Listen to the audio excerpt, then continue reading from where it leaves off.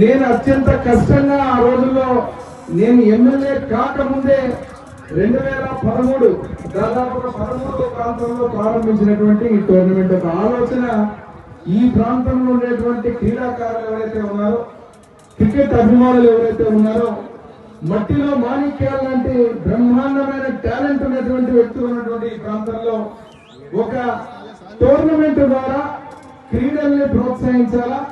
దానికి ఎప్పుడు కూడా మన ఎమ్మెల్యేలో అత్యంత వైభవపేతంగా ప్రతి ఒక్క కుల మతాలకు అతీతంగా జరుపుకునేటువంటి నీలకంఠేశ్వర స్వామి జాతర, ఆ జాతర సందర్భంగా నిర్వహించాలని చెప్పి ఆ రోజు ఒక ఆలోచనతో మొదలు పెట్టాం.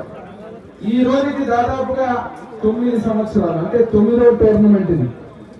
ఈ 9వ టోర్నమెంట్ కి ఒక్కసారి మీరు చూస్తే మొన్ననే విశ్వశాంతి యాగం జరిగినటువంటి భూమి, అదే రకంగా యేసు ప్రభు ఎవరైతే ఉన్నారో వారి ప్రవచనాలతో ఆ రోజు ఉన్నటువంటి కార్యక్రమాన్ని ఇక్కడ కూడా ఇదే భూమిలో జరపడం జరిగింది.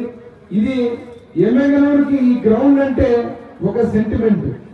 అటువంటి దాంట్లో ఈ రోజు మళ్ళీ టోర్నమెంట్ ని 9 సంవత్సరాలు 9వ టోర్నమెంట్ జరిపేటువంటి సందర్భంగా 120 టీంలు ఈ రోజు క్రికెట్ టీంలు అంతర్రాష్ట్రం ఎక్కడెక్కడ వివిధ రాష్ట్రాల నుంచి కూడా మన ఎమ్మెల్యేలకు వచ్చారంటే ఇది సామాన్యమైన విషయం కాదు.